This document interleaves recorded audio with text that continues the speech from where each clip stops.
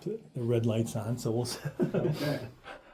I have this nightmare that we do the whole thing Yeah. and find out right. oh gosh, nothing went on, so, okay.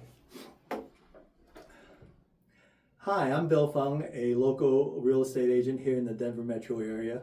And I've got two gentlemen here from Ascend Construction Group, the division president for roofing, and also the field production manager. Yes. Is that Yep. field production manager? And I also joke he's also the man on the street who will actually go out and look at roofs. Now, before we start, kind of a real disclosure, I actually know Jared Harry, and the way I know him is I've known his family for, gosh, over 25 years, I believe. Sorry, I hate to do this. I knew him when he was a little boy, but he has grown to be quite the professional, and I really felt that this was a very good opportunity to talk about roofing, because most of us just don't really understand roofing, especially the insurance part. So we're going to go ahead and talk a little bit about roofing. It's going to be two parts. One of them is just materials and stuff, and then all the potential slip-ups in terms of doing roof claims and everything like that.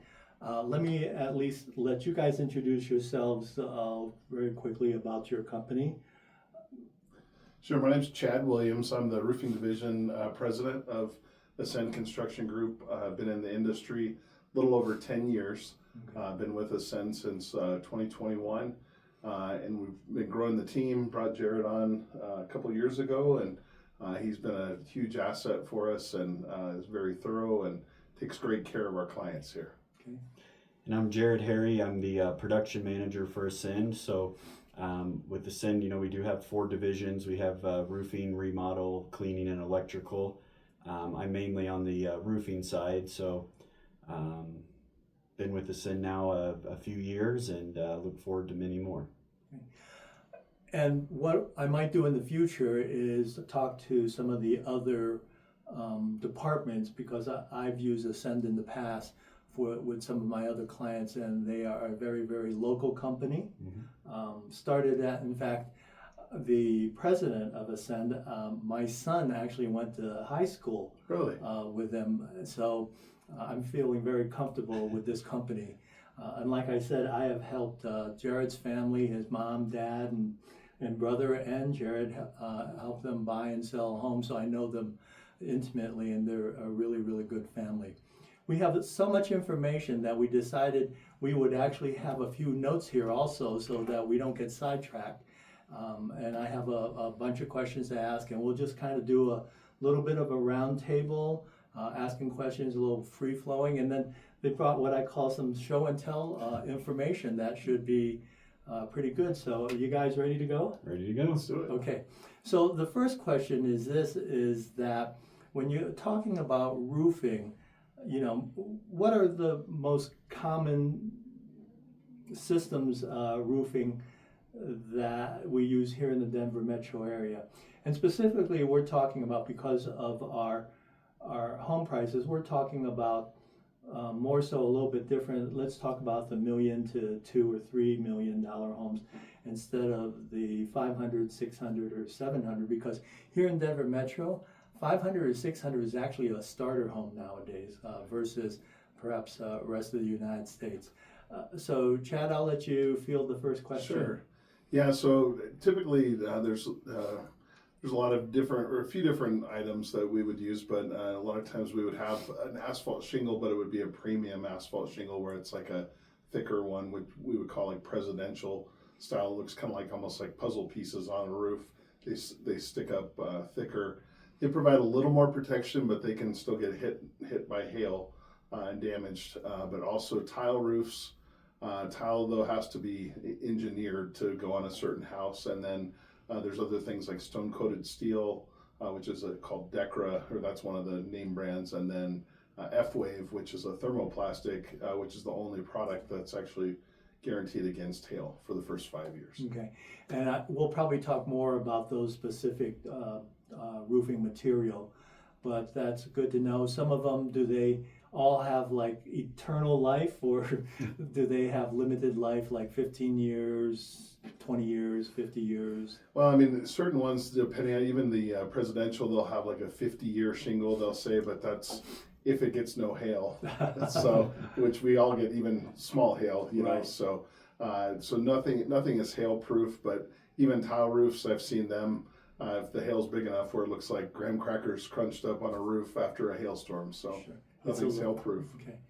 So for the Denver metro area, especially with the high-end homes because they have a larger roof area, what would you say are the biggest roofing issues that we have here in Denver? Anyone in Denver is automatically going to say hail, but I'll let you. Yeah, I would say, deterioration. In Colorado, we're typically hit by hail, a significant hailstorm every 10 years. But roofs older than 10 years, you look at other deterioration factors like the silicone ceiling around those materials deteriorating as well with the strong UV exposure that we get. With some of those other roof systems like tile roofs, I would say underlayment's a big problem. Those tiles have probably been there a long time, and that underlayment, you don't really know what's under there, but those materials can also deteriorate. Okay.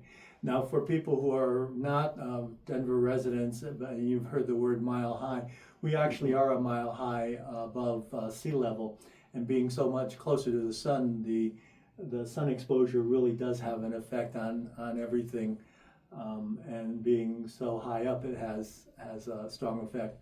And roofing aside, it will also have an effect if you go out and get a beer. You'll get drunk a lot faster. Right. I couldn't resist. Yeah. I'm sorry. Okay, so we talked about some of the things that shortens the roof life, which is the sun. Of course, the hail. Is there like potential with wind damage, or do we have heavy enough rains that would affect the more so here than other parts of the United States? We do see a lot of wind damage, shingles blowing off. Tile roofs are really susceptible to that, where a tile will fall off maybe the second story onto the first story and break some tiles. But I would say, aside from hail and the UV exposure, I'd say probably wind would be the third biggest factor. Yeah. And also just the fluctuation in temperatures. We'll get heavy snowstorms. That can also cause the tiles to shift as well too. So just the amount of heavy wet snow that can definitely play into it. Okay, so when a seller or buyer are trying to figure out the roof condition, is there anything that would be what I would call a smart roof inspection for the seller, or a smart roof inspection for the buyer when they're looking at whether or not they should purchase a home? I would say on the selling side, get it inspected early.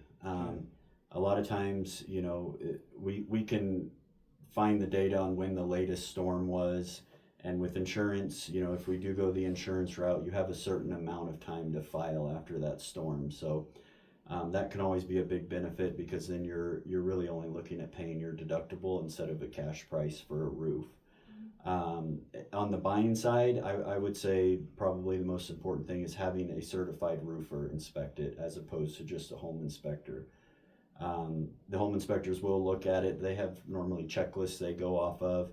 We see hundreds and hundreds of roofs, so we're able to pretty much keen in on any potential damages or any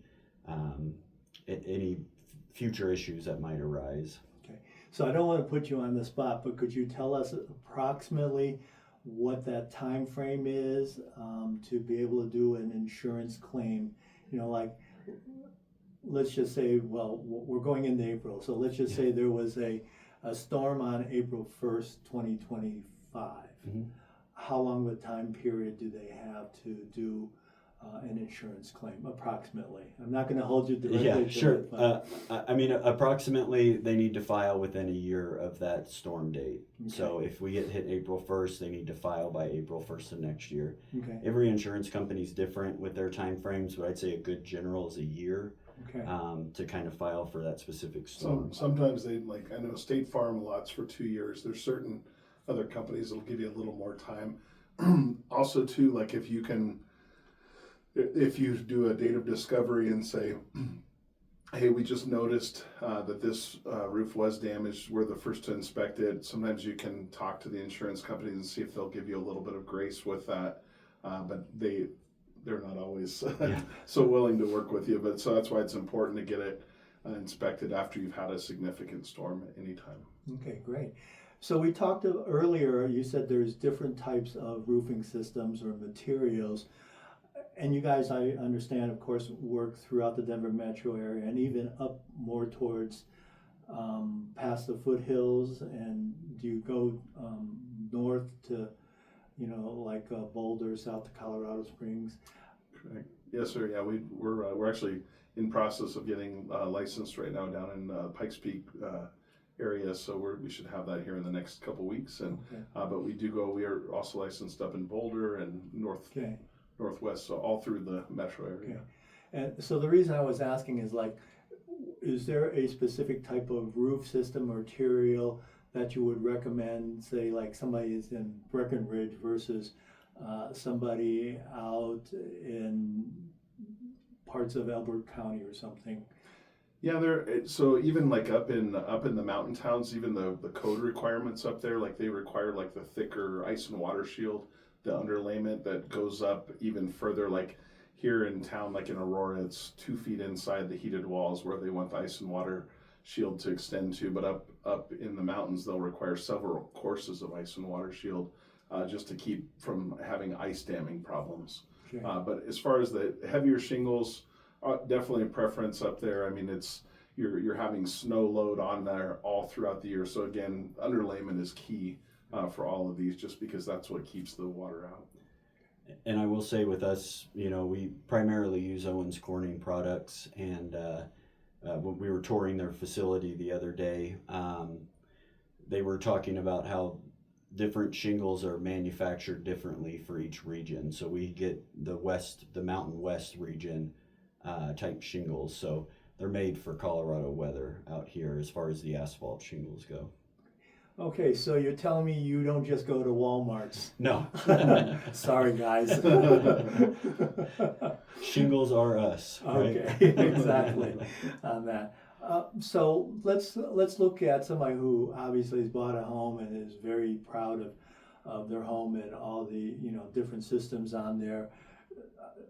Should a seller have a regular inspection of their roof? And if so, what would be the time frame, or are there things that they can look at, or would they just call you and go, hey Jared, it's been a year, it's been 2 years, can you come take a look? What would you say? How would you answer that? Yeah, I would say get it, if you're going to sell, get it inspected early. But if you're staying there, get it inspected often. It's at no cost to the client to call us and have us come out and take a look. We see these every day. One of our big things is we're not going to try and convince you every time to buy a new roof, to file a claim. We're trying to build a relationship with the client so that when they do need a new roof, they're going to call us. But I think the more you could get it inspected often after a significant storm, if you're noticing any interior damage, we can catch it early, and obviously you want to keep that damage to a minimum. Okay. So I'm kind of hearing this as sort of like every year in October, November, they recommend you get a flu shot. Right. In this case, you would recommend that when we get some type of weather occurrence, whether it be a hail, a strong wind, just give you a call. Hey, we got a lot of hail. Yeah. You have the time to come out to kind of assess it and see if there was any damage. Absolutely. Yeah. Anytime you have a significant storm, you should definitely have your roof looked at. Okay. I'm sorry, go ahead. I was going to say, it's also, like Jared saying, if we just come out, we're going to, look at it and also look at condition of like pipe boots and things like that. There's things that we do like a roof tune-up where we'll seal those up if they're starting to deteriorate. If the rest of the roof looks good, but you just need like just a tune-up, we can provide those services as well. I've never heard that term, a roof turn-up. Yep. Tune up. Roof tune-up, yep. On that, okay. I probably would do that more often than I tune up my car. Yeah. Like, oh my gosh, that's crazy in Colorado weather on that. So let me ask you this, is there situations where you have seen real estate deals fall apart because the roof, something happened to the roof, even though you were doing the inspection or re-roofing portions of it? I've seen deals, I mean, thankfully, the deals that we've been involved in, we've been able to kind of work some miracles. Like, even though we came in late on it, like after a home inspector said this is damaged and we're closing in 2 weeks, we've been able to, help those folks out and basically work some miracles. But we have seen other ones where it's delayed closing significantly while they waited, or we had to wait to do the roof until after closing. But I haven't seen any officially fall apart, but there's definitely been some that we're close to. Okay, good. So we kind of covered this already, but my self-interest, since as a real estate agent, I help people buy and sell homes. For the seller specifically, is there like certain steps that a seller should do prior to listing their home? In general, in terms of having the roof inspected, or do you guys have a program like that? Yeah, absolutely. We can take a look at the roof, but I would say, I'd say have us out before you have that home inspection scheduled.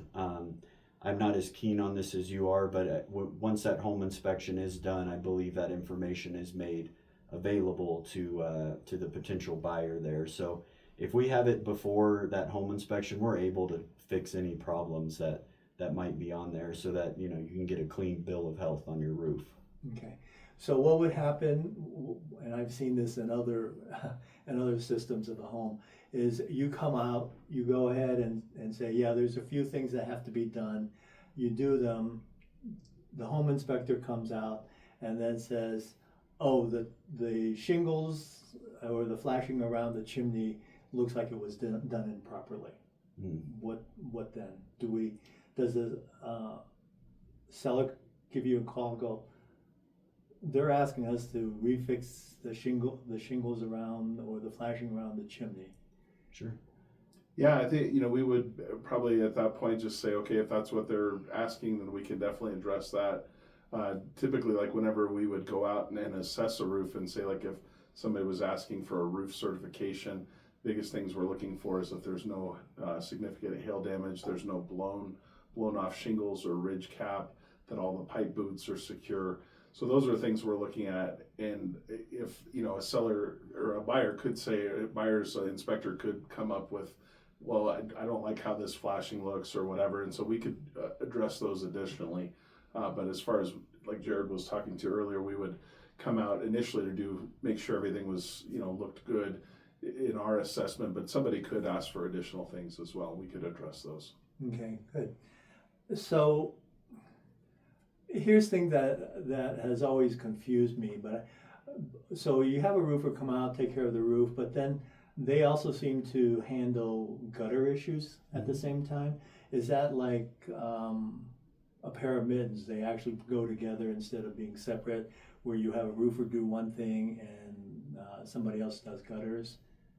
Well, we have we'd have separate guys that do roof and gutters, but they do go hand in hand, because when the drip edge, which is part of the flashings around the eaves and around the rakes of the roof, they have to cut those away when they do the gutters. Like, they'll have to cut away to install them, and so there's no sense in doing a roof and then taking off the gutters, and the drip edge will be cut up, and then they have to recut it to put the new gutters in. So it's one of those things, like, while we're doing the roof, it makes a lot of sense to do the gutters at the same time. Okay. Well, that's good to know, because I was always like trying to how come it seems like every time a roof is replaced, there's always a mention of gutters need to be replaced or something like that. Is there such a thing as not having to use new gutters and you can put back the old gutters on it, or no? Yep, yeah, so we can definitely do that too. If as long as the gutters are intact and it's there's not much else other than cosmetic damage, we can still lay new flashing, that gutter apron, the drip edge, when we're doing the roof, and you can leave the existing gutters intact. Okay, I know, because sometimes I've had people ask me like, oh, these roofers, they're just trying to make extra money by trying to sell us brand new gutters, and I didn't see anything wrong with the existing gutters on that. So it's good to know you can if if the original gutters are in good shape, you can reattach them, and the homeowner doesn't have to necessarily buy new gutters. That's what I'm hearing. Correct. Ryan, the biggest thing is we typically go on with we extrude the seamless aluminum gutters on site. So like I know like my in-laws who live over in Aurora, like Lakeshore area, we had done their roof, but insurance didn't pay for gutters. They had the galvanized gutters, but then they finally rusted through a couple years ago, and then we had to just do all new gutters for them separately. But that's where it's like if somebody has those galvanized gutters, they're starting to rust, insurance didn't cover them because they weren't damaged. But that's, like I said, it's just a good time to be able to look at, maybe you do need some new gutters, you will shortly, so it makes sense to do it then. So the new materials for gutters is not galvanized. Was there a time period that was the standard, and approximately what time period did they switch over and using the newer material so it doesn't rust out? Well, galvanized is still an option because there are some people that go, because the aluminum is softer, Okay. because the hail can damage it more, but again, the galvanized rusts out, whereas aluminum never does. Okay. So galvanized is still an option, but I would say probably in the last 5 to 10 years, it's switched over more to aluminum as opposed to galvanized being the standard. Okay. Well, that's good to know. Yeah. Definitely. So in my time period when I'm selling homes, sometimes, let's say a roof, the inspector basically said, this looks like the roof is at the end of their life. So my response has always been, well, let's see if we can get a 2-year certification or a 5-year. Are those valid? Are they helpful for a seller to say, I have a roof certification that says this roof is still good for 3 years, 5 years? And is there any guarantee from a roofer if they issue that certification? So roof certifications it's more of a good faith thing, saying you've had a licensed roofer come out and inspect it, that there's no missing, shingles or ridge, there's no hail damage, there's the flashings are secure. So it's basically an assessment saying, yes, we believe, it's our good faith assessment of that, but they're not a binding document from any roofer. It's not like it's warranted. So say like if there's a leak down the road, they're not warranted by that. It's just saying in good faith, we've gone out there to, assess the condition. And sometimes they'll say you need to do these repairs and then we can provide a roof certification for you. But it's definitely not a binding document, but again, it's something that's at least whether you're a buyer or a seller, that someone has checked it out and given a good faith assessment on it. And I'll piggyback off that, Bill, with those roof certifications. If there's any hail damage on the roof, a roofer's not going to give a roof certification on that. Yeah. And obviously, being in Colorado, majority of roofs have some hail damage. So as soon, especially like on the asphalt shingles, as soon as there's any sort of hail damage on there and those granules are missing, that asphalt underneath, the granules are there to protect the asphalt from the UV rays. So as soon as any of those granules are missing, while you might not have holes or leaks, then that UV is going to bake through that asphalt, and that's going to cause some leaks very shortly. So okay, good. Well, I know when you had earlier said that about every 10 years we get hailstorms. I know the last house I had, we had 18 years, and I think we had actually three roofs, new roofs put on it. So I'm almost saying I wish it was 10 years. Right? that would have been better on that. That's kind of funny. Well, that's good to know about roof certifications. But in the past, I'm going to kind of keep pushing on this. I've actually had roofers said that, we'll give a 2-year certification, and if something comes up in that 2-year period of time or 5-year period of time, we'll come and quote do repairs on it with no charge or minimal charge or labor charge or something like that. Have you experienced that before, or in general, does Ascend not do that because they think it's really not a good practice? Well, I mean, it just, again, one of the things we keep coming back to is underlayment and things like that. Like we recently did a repair at a newer build. I think it was done in 2020, like during the pandemic. So building practices were, who knows back then exactly if they were real, stringent, but Right. we didn't do the roof, but they had leaks. And so we went to go check it out. There was no underlayment. And so the shingles were there, but when we lifted it up to kind of diagnose, there was no underlayment. So unless we're taking off shingles and assessing what's underneath, it's hard to like really put a guarantee. We can say, hey, this looks good. This all looks intact. And we can say in good faith, we're saying it looks like this should be good for another 5 years, unless we get a hailstorm or Right. something like that.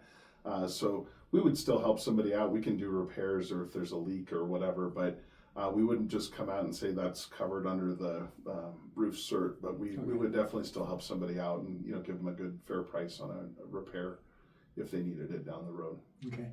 Now, I know you've mentioned it a couple of times, and we'll be talking more about it in part 2, but exactly for the layman who's never done roofing, what is underlayment? I mean, I can kind of figure out just by the word what it is, sort of, but can you help me out there? Sure. Yeah. So the underlayment's really your waterproofing barrier. So underneath the shingles, so you have your plywood decking as kind of your base layer of the roof. And then on the eaves, you would have your ice and water, which is a self-adhering granulated layer. It's 3 foot long and it prevents ice from melting and crawling back up underneath the shingle. And then on top of that, the rest of the roof, you have your felt. It used to be the old tar paper. Now majority is a synthetic felt. It's almost like a woven house wrap. Okay. That's synthetic, so it's much better than the old tar paper. Yeah, so that when we're referring to underlayment, it's really your waterproofing barrier underneath the shingles. Okay. Good to know. It's just, sometimes we talk in our language, in our profession, and we figure everybody knows what it means. So that's why I wanted a little more clarification as to how it goes. So we've talked a little bit about the different type of roofing systems, if they last 15, 25, or 50 years. We've talked about that you actually can have a roof tune-up on that, which is really good to know. And then, we also talked about,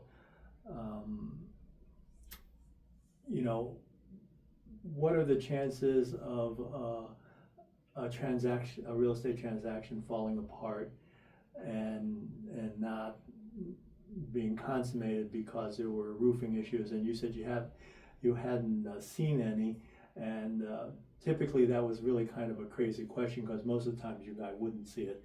I would see it more than you guys. So I was kind of curious if by some chance maybe some seller said, well, it didn't, that one kind of blew apart because of, but I was just kind of curious about that. Sure.